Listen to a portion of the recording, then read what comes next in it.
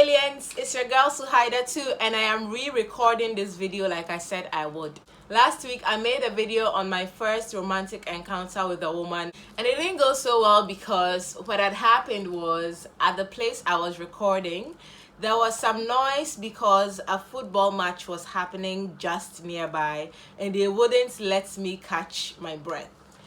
The sound on that audio was very terrible. Because of that, we are making a new one. If you haven't already hit the subscribe button, please go ahead and do so. It's right down there. And if it's your first time, see, I am a good time, I am a mood, a vibe, all of that thing. So hit that button so you can stay tuned to all my videos, and hit the notification button so that every time I make a video, you hear right about it and then you come and watch. This story is simply a love story between two young high schoolers, and that is all it is. Please do not take it out of context, or do not take this story and spray some homophobia on it and go and distort it somewhere. It is a beautiful story. It is in no way an instrument for abuse. It is in no way any call for insults. So don't come for me in the comments. So this story is one of my not so happy love stories. If I had been happy in love, there would really not be any exciting tales to tell. So I guess that's the glass half full. I was in high school by then. I was in my final year and I was a very religious girl. I was super crif. Since Form 1, I had been a very active member in SU, Pensa. I was really active in the Christian circles. If you can guess from my name, yes, I have Muslim roots. That's because my extended family, including my father and brothers, are Muslim. My mom is the only Christian in my family, and even she was raised Muslim. So it got to a point in my life where I had to research and soul search in order to decide whether or not Islam was right for me. And my conclusion was, meh. So of course, I transitioned to the other popular religion in Ghana, Christianity. And for the longest time, it's really served me. But in high school, I started wondering whether this was it. Was this how I wanted to live my life? So even though I was going through all these performative religious actions, I had a lot of doubt in my heart. Aside that, I have also always known since I was young that I didn't fit in the traditional heterosexual box of boy meets girl, lives happily ever after. It wasn't always boy meets girl for me. Sometimes it was girl meets girl. It came as no surprise when one day in Form 3, I decided to try out for the Cadet Corps, and I joined them for one of their drills. It was there that I met this really nice girl. This really nice tall girl, and I think she was a junior. But because she was so tall, she was the starting point of the drill. I was the next person in line. And if you guys follow me on any of my social platforms, you know it's either I don't dance at all, or when I do try to sing or dance, it ends up really badly. God did not bless me with singing and dancing abilities. I either sing out of tune or dance off beat. So you can imagine me trying to fit in a whole parade drill. I was creating chaos. I was just all over the place. It was sad. And this girl who, after the first video, I heard that there was a Talata in my school. So I am completely going to make up a brand new name. Let's call her Bulana. So this girl, Bulana, was having a field day with me. She thought I was a riot. She was just laughing at all my mistakes. And that's how I took notice. I mean, aside the fact that she's tall and she's voluptuous and I couldn't take my eyes off her since I saw her. But that's just by the way. That's when I noticed her. Afterwards, I go back to my life and I kind of, in my own circle, start asking about her. That's when I learned that Bulana is indeed my junior by 1 year, and she was studying the general sciences. So yeah, that was basically it. And even at that, I think maybe I just had a tiny crush on her. nothing major. But I would always spot her on campus because, I mean, she's tall. And like I said, really good looking. You can't help but look. And one day I was coming to my dormitory from class, and who is sitting on my bed with my school daughter? Bulana. So that's how I formally meet Bulana. But prior to that, I realized that she started coming for dawn meetings, she started coming for Pensa, she started showing up for religious gatherings where I was an active member of. And the final icing on the cake was, this is a beautiful girl sitting on my bed for no reason. As time went on, we just, I don't know, became friends of sorts. Then one day in Krobo Girls, the school chaplain decides that it is that week that we are going to have a 3-day revival coupled with fasting and prayers. I was at that stage in my Christian life where I had decided that if you are not watching me, I am not performing it. If I can get away with it, I won't be caught dead in a church. So I decided that this revival was not for me. I was not going to go. I told Angela about it and she was on board with me. She said she was also not going to go. Word got around to Bulana, and Bulana decided to stay in with Angela and I. The day of the revival came. Everybody in my dorm left, and when my dorm had emptied, I went and locked my door. Later, Angela and Bulana show up. We have dinner in my small corner, and then Angela goes up to my bunk to sleep, leaving Bulana and I on my bunky's bed, down. We were sitting there in total darkness, hushed voices whispering, because we couldn't draw attention to ourselves as what we were doing was illegal. Sometime into the night, Bulana takes one of my hands and then puts it on her chest. So I add my other hand, right? And I start feeling my way across her body and exploring and touching things. Before long, she starts kissing me.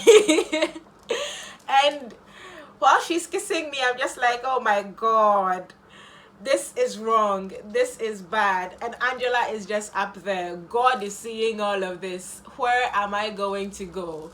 You know? And that was just for the first minutes. Afterwards, I don't know where my mind was. It was in Bliss Town because Bulana had pulled me on top of her and the kisses were getting, or I pulled her on top of me. We were on the bed and we're kissing and we're rolling around and having a good time at that.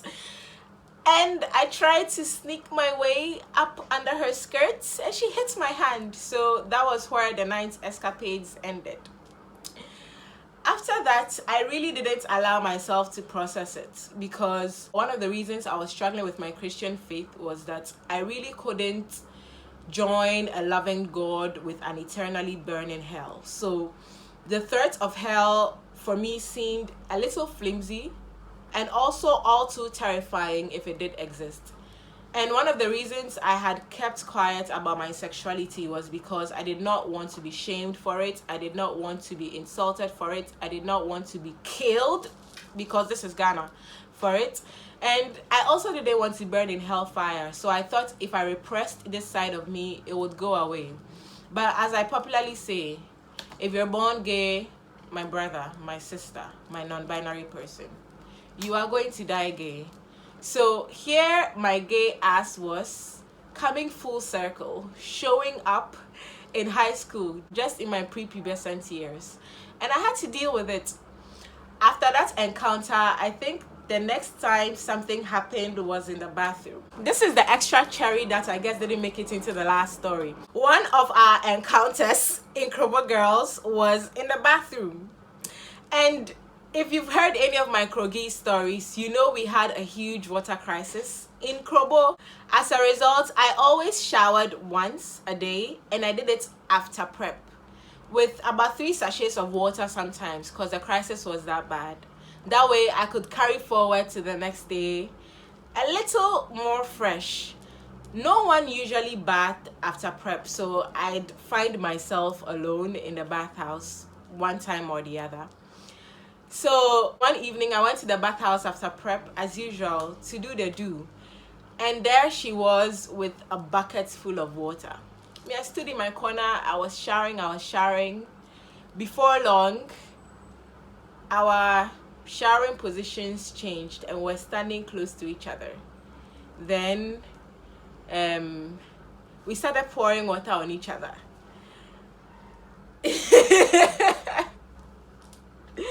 After our third or fourth experience, I realized that there is no going around it. I am kind of sleeping with a girl, and I felt like I had to face up to it, and I had to like make conscious decisions about that and be real with myself. Even at that, we hadn't ever spoken about our entanglement. We were just walking around pretending it doesn't exist, and whenever we found each other alone, we'd go at each other. That is how we were running things. Until this day, during Sunday service, she came to sit by me, and I wrote in my Sunday school notebook, like, Bulana, what are we doing? And then she replied, like, what do you mean? And I'm like, this is wrong, we should stop. And she's asking why.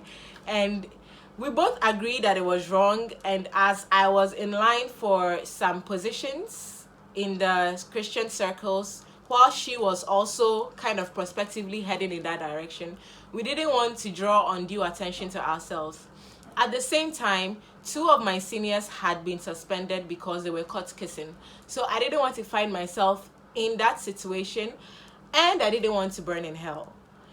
Even though we were torn about it, we talked a lot on paper, and it didn't change things. We kept trying to find ways to meet up. One of her really not smart ideas about getting together was pitching a tent around her bed. So pitching a tent is basically using bed sheets to shroud your lower bunk such that it looks like a 4-poster enclosure of sorts. What she would do is she'd pitch a tent, and then she'd tell one of her friends to come tell me she's not feeling well, so I should come visit. And then I'd go, and your girl is lying in her tent naked, tempting me to damnation, while life is going on around her tent and her dorm mates are sleeping, singing, learning, and all of that. I should enter and chop her. She really stressed me sometimes, I won't lie, but it was fun though. That's how we were going along. So I guess to a point, we had a relationship. We both knew what we were doing. We both knew feelings were involved. We both knew it was romantic and it wasn't just sex, and it was one of the most beautiful terms I had in Krobo Girls. Everything tasted sweeter because I had a love in my life who I could see every day, who I could buy things for, and things like that. Then around the 3rd month of our relationship, that was almost vacation, we were lying on my bed this weekend, and then I was asking her, oh, what are you going to be up to during the weekend? I was asking prospectively because I was hoping that I could arrange a meetup or a date or something. And I don't remember the answer she gave me, but it was just like something kind of dismissive. So I decided to leave the ball in her court with regards to that. And then we go home. I don't hear from Bulana at all during the vacation, and here I was sitting around waiting for her to remember that I exist. Then one day I go on the Facebook, and on the Facebook here is a picture, a series of pictures of Bulana with her boo thing, who is a boy, having a good romantic time, showing each other love, like posting bae and shit like that. To say it broke my heart was an understatement. I was crushed because I really liked her, and I felt like I was defying a lot for my relationship with her. So that really broke me.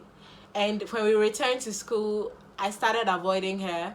She started doing same, and that's how my relationship with Bulana ended. This is the 2nd time I am telling this story, and it's still very, very fresh for some reason. Bulana and I reconnected after high school. We are kind of friends. She has come to accept that side of her sexuality, and she's really doing well. Bulana, I hope you enjoyed this story, and you already saw last week's and you said you were fine with it. So thank you for being such a trooper. I love you a lot, and I am sure that we would blossom to become bosom buddies, if not anything. And thank you guys for coming again once more to watch this video. The sound is much better, and I hope you appreciate it. And I hope you stay tuned and watch the next video, because it's coming out right now. Okay, stay tuned, hit the subscribe button so you are alerted every time I make a new video. It's been your girl Suhaida too, always ready to serve and feed you with tantalizing, titillating stories. Bye.